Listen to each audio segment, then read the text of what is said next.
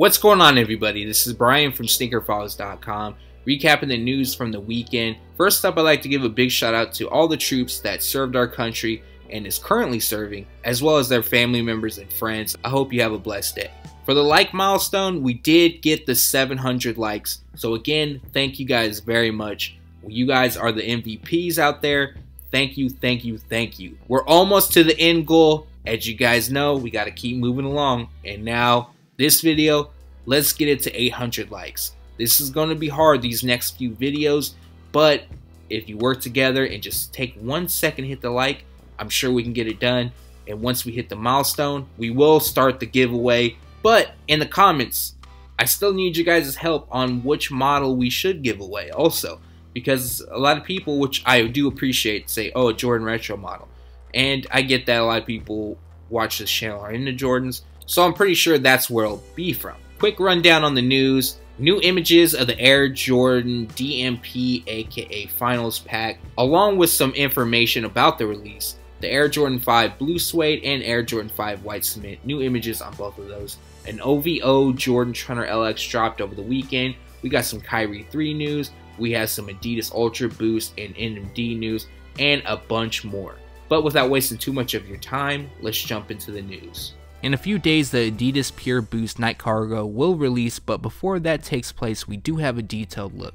So for the release info, they're dropping May 31st, retail will be $140. Consider this a heads up for those that missed out on the Porter Adidas NMD Chukka collaboration, which originally dropped on May 25th. Although sizes are available on eBay, the price range is roughly in the $300 or so range.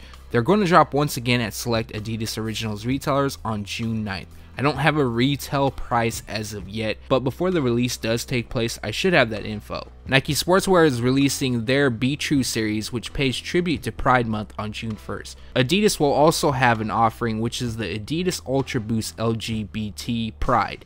Now they drop on June 1st, retail will be $180.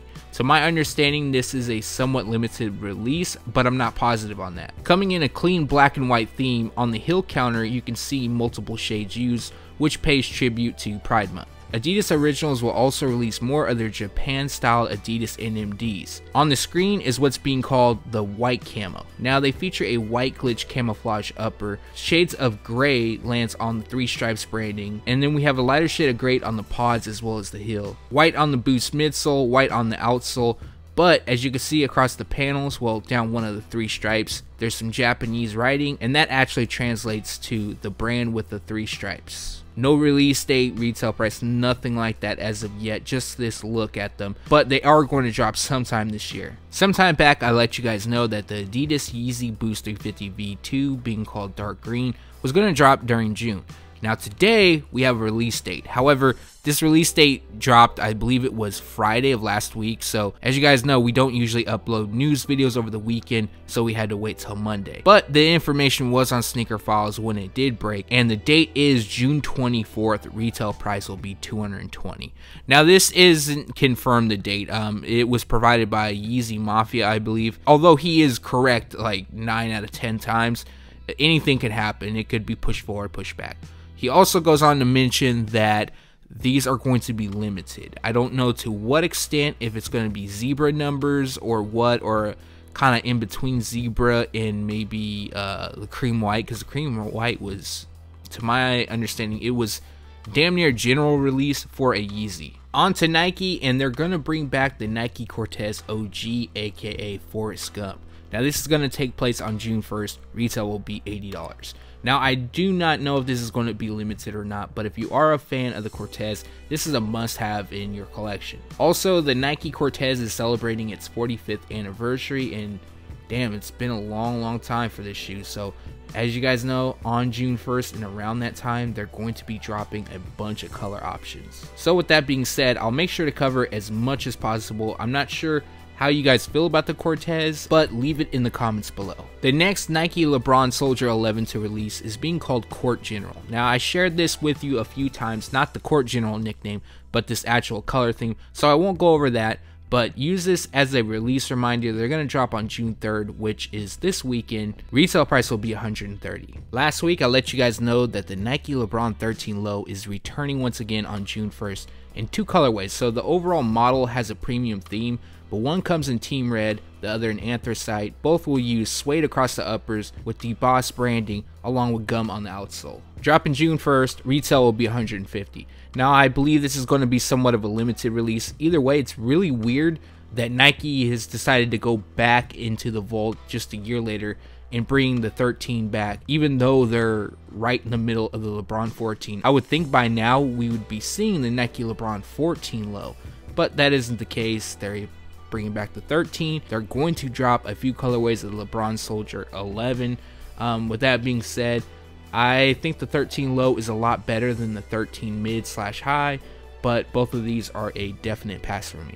Nike Sportswear is building upon the Nike Flyknit Racer series with the Nike Flyknit Mariah Racer. Now, we shared one colorway maybe about a month ago, which is seen once again. We got a new image of it, and that comes in a black and white theme, also being dubbed Oreo. The second features a white, orange, and blue theme, and really the difference here is the heel counter. That's what I see right off the bat. Now, I don't know if they're going to phase out the Flyknit Racer and just move forward with the Mariah, or if this is an actual follow-up to the shoe, or a cheaper or even more expensive offering, nothing like that.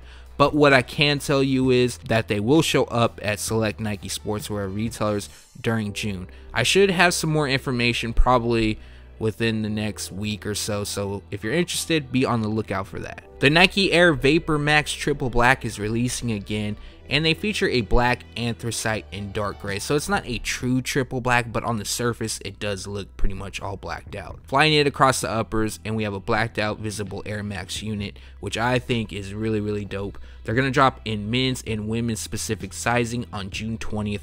Retail price will be $190.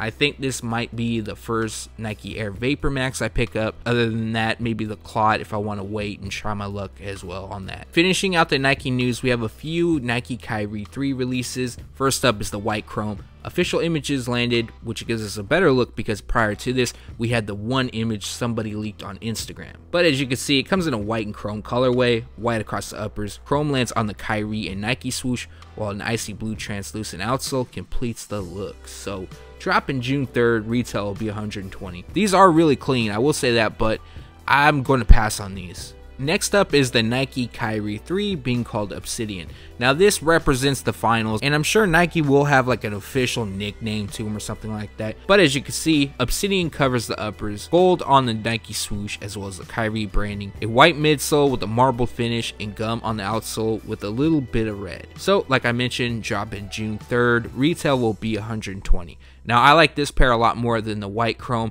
so this actually might be my first Kyrie 3 pickup. On Saturday, Jordan Brand reopened its doors in Toronto at its official flagship store, and a surprise release took place, and that was the OVO Jordan Trunner LX. Now, I showed you prior to this video another Jordan Trunner LX worn by Drake, and that came in white and gold. This pair does look different, features black around the heel. We have the OVO owl on the midsole, white and metallic gold accents. Now I know this was a limited release, I don't know to what extent, and they are sold out by now. I mean, I can't confirm that, but I'm 99.9% positive that's the case. But they did release on May 27th. Retail was $190, which is a bit higher for a Trunner LX, but you are getting a collaboration. And overall, the theme is nice. I do like it. And that's aside from it being a collaboration with OVO and Drake. I just think it looks good. Also, it isn't known if a wider release will happen. It's possible, and if that does take place, I'll make sure to update you. Also, the white and gold pair that was seen on the feet of Drake, that isn't known if it's going to drop as well. So if it does, I will make sure to let you know. New images of the Air Jordan 5 White Cement has landed, and I feel like I'm including this particular shoe quite a bit in these videos as of late because I guess you could say some news has been circulating. A release date did pop up. New images have been coming left and right, and I'm not sure why that is. So in that case, I'm not going to go over the shoes once again, but I'll let you guys definitely see them on screen, and it's pretty much self-explanatory why they're being called white cement. But for the date, August 5th. Retail will be $190. Here's another pair that I've been covering a bit more lately, but then again, there has been some news circulating this shoe, the Air Jordan 5 Blue Suede, and for those that are wondering how they look on feet, I hope these images do help. As for a release date, they're dropping September 30th. The retail will be $190. Flight Club just got in the new Air Jordan DMP pack. Now, I'm not suggesting you go and pick them up from them, but if you do, that's cool. They have a few pairs available, which is in the $800 range. That's a lot. Like, nah. But I'm curious to what the actual nickname of this pack, because people are calling it DMP, aka Defining Moments Pack. Some are calling it Finals. So on this video, I'm calling it DMP, but don't get it confused. It could be DMP Finals, whatever you want to call it. I won't go over the details as far as how they look, but both of them were worn by Michael Jordan for his last NBA championship. As for a release date, June 14th, retail is $500. Again, you're getting both pairs, not just one. And on another note, I will have this in hand. They're coming in, they should be here either tomorrow, which will be Monday, or Tuesday. Also, what I'm hearing about availability. Now, I'm not 100% positive on this. This is just what's being thrown out there. They are going to be on the limited side, and that makes sense. But it isn't going to be to the extreme like the Atmos pack or the Cause or anything like that. So, select retailers will have them. Boutiques will have them. You'll also be able to purchase at your main chains, but it's not going to be a GR by any means. Once I 100% have this confirmed, I'll let you guys know for sure. But in the comments, let me know your thoughts on the DMP aka Finals pack for 2017. And that recaps the news. Like always, we post it first on SneakerFiles.com, and then we take it to YouTube. From this video, what I'm feeling, the Nike Flyknit Mariah Racer, I think the white, blue, and orange looks nice. Actually, both look really nice.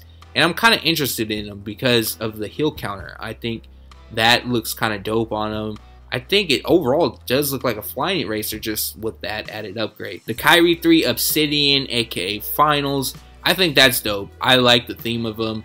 I just think it's well put together. But enough for me to buy, not at retail. If they go on sale, I'm not sure if they will or not, then yeah, I'll probably pick those up. From Jordan brand, the OVO Jordan Trunner LX, I've always been a fan of the Trunner LX. I said that on my previous video with the OG pair that I reviewed.